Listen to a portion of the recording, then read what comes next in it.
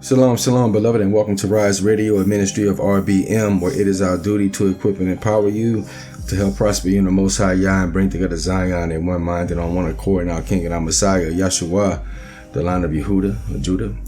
My name is rYse, and it's a pleasure to be here with you all today for another study on world government and the kingdom of the Most High. Okay, we're taking a look at the beginning of things and the end of things, if you want to put it like that.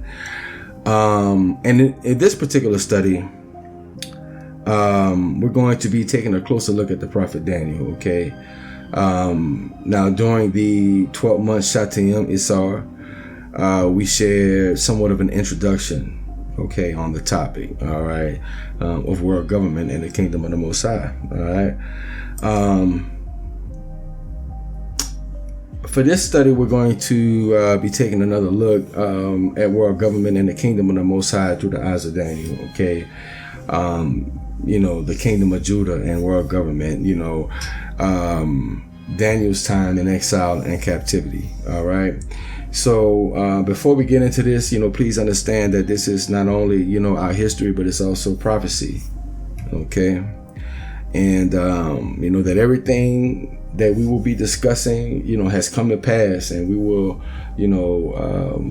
see the conclusion of these things come to pass in these last days, Zion. Okay. So again, let's talk more about Daniel, the kingdom of Judah and world government. All right. Before we get into the countdown that has already begun, Zion. Okay, this is a timeline. This is a countdown. Okay, and trumpets. All right. But I digress. Let's move forward. Now, this is art depicting Daniel, if I'm not mistaken, from Russia. Okay. From my understanding, there's a lot of artwork of our ancient Hebrew people and their correct depiction in real life. All right. And again, this is Daniel. Daniel was a prophet of the Most High, with the gift to interpret visions and dreams. All right.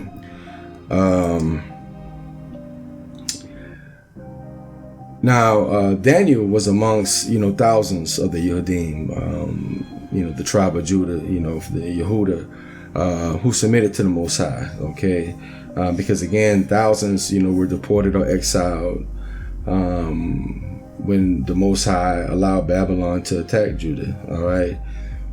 Those who, believe it or not, were exiled were the ones who were submitting to the Most High, because they knew the Most High's judgment was coming. The others who stayed and rebelled, they were judged. Okay. And you have to look at it from the context of that time. All right. And again, Daniel's perspective. All right. It says in the scripture, now among these of the children of Judah. See, he came from the tribe of Judah, were Daniel, Hananiah, Mishael, and Azariah. The prince of the eunuchs gave to them different names. All right. To Daniel, he gave the name Belshazzar. To Hananiah, Shadrach. To Mishael, Meshach, and Azariah, Abednego. Okay. So isn't that just like the enemy? Okay. The first thing he attacks is our identity and who we are, right? Because the king wanted to give these Hebrew men names after, their gods. All right.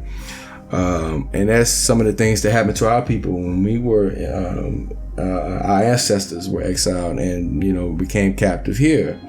They attacked our names and our identity, right? All right. So, Keep that in mind. All right.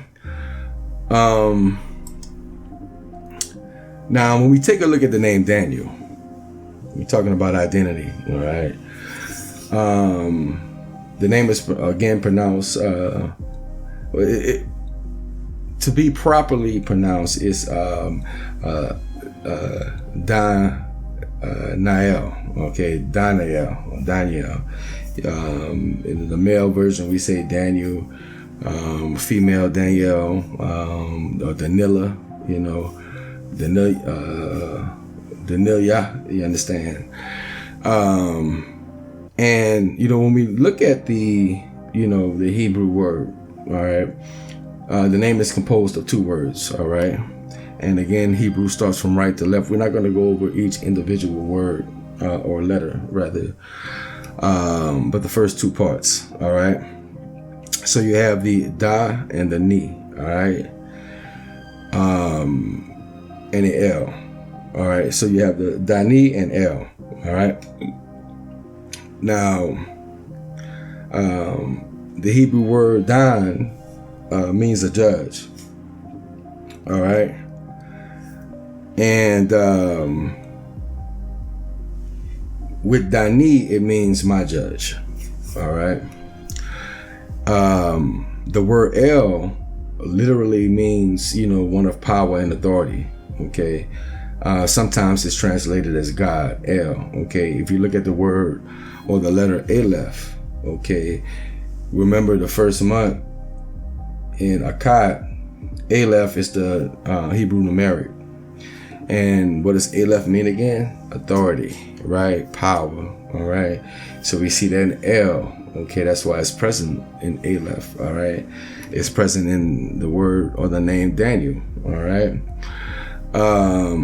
So when you combine these two words into the proper name, Daniel, it means my judge is the Most High, all right?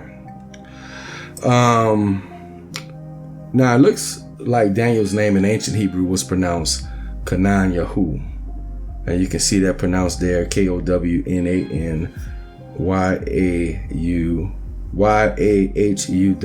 all right? Kanan Yahu, all right? And that means the Most High Yah has sustained, all right?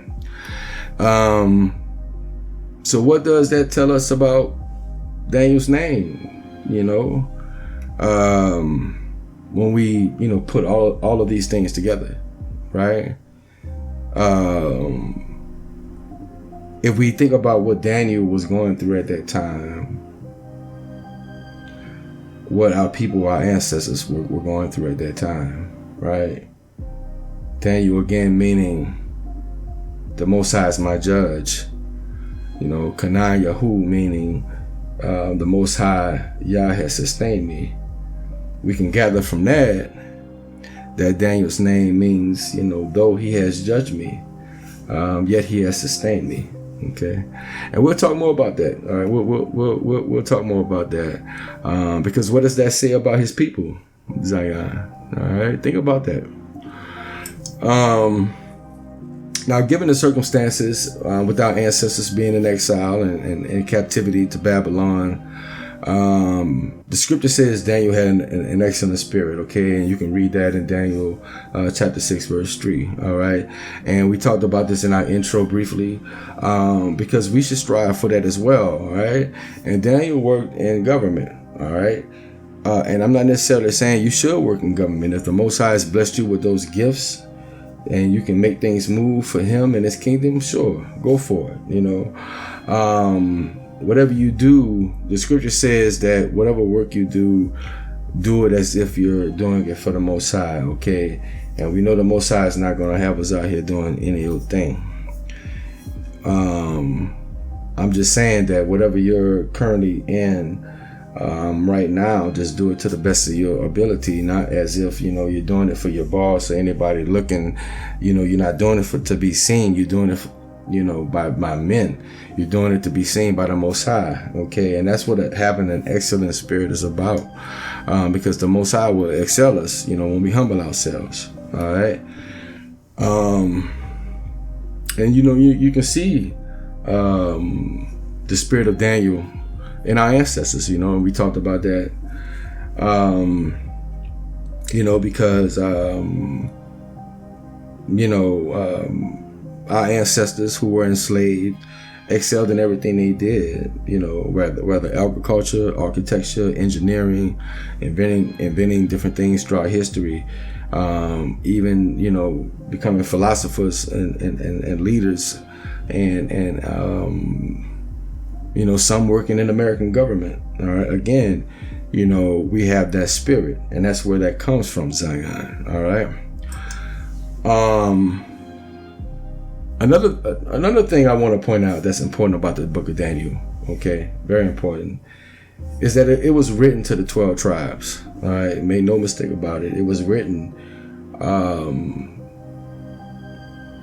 I dare to say, especially for Judah, definitely for the 12 tribes of Israel, of Yakub, all right. And Daniel, his time during captivity was documented. All right. Daniel was written for the kingdom. All right, and the kingdom goes back to Judah. Okay, and Levi. We'll talk more about that. All right.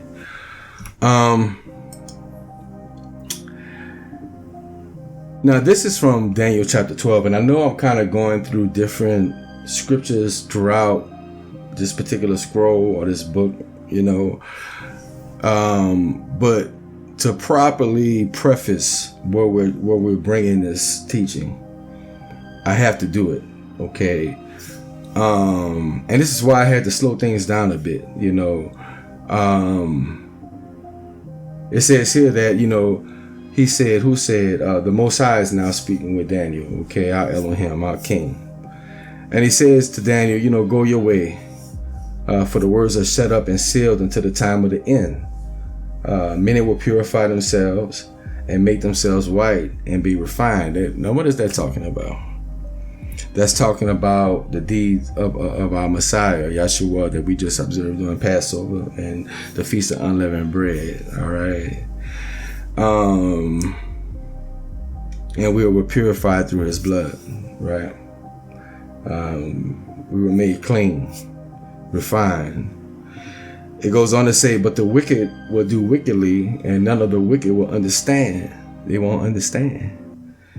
But those who are wise will understand. Okay. And this is speaking again during a time of the end. You see where it says, the Mosiah says to Daniel, go your way, Daniel. For the words of this prophecy, these things I've shown to you, are shut up and they are sealed until the time of the end, until now. All right. And again, that's why I just wanted to revisit this, because I wanted to make sure we laid out a proper, foundation. There's no rush. You understand? I'll make sure I get this out before the sixth trumpet sounds, the Most High willing, okay? So that, because, I want you to understand, when you see these things come to pass, beloved, what's happening. So there's nothing to fear. When you see it happening, if you understand these things and you're in the right place with the Most High, there's nothing to worry about. All right? And again, now, because we're in the last days, these prophecies are being unsealed, just like it says here. All right. And the Most High is revealing these things to his people, because those who are wise, will understand. The Most High is the one who gives us wisdom. All right. So it's really important that we understand who Daniel is, and what the Most High was saying through his eyes, through his perspective, and what the Most High is telling his people today, Zion, okay? And so that's why I kind of had to slow this thing down a little bit, to make sure you have proper understanding, all right? Because again, Daniel's name means the Most High will judge and sustain me. Weren't we judged, Zion? Israel, yet he has sustained us. Do you understand? So All right. So we're going to leave it right there because I don't, again, I'm trying not to put too much on your plate. You understand? And we're going to pick it right back up shortly, the Most High willing. And we're going to be taking a deeper look into the prophecies of Daniel and the countdown, okay, for on world government. All right. So the Most High willing, Zion, to the next time we meet. Shalom.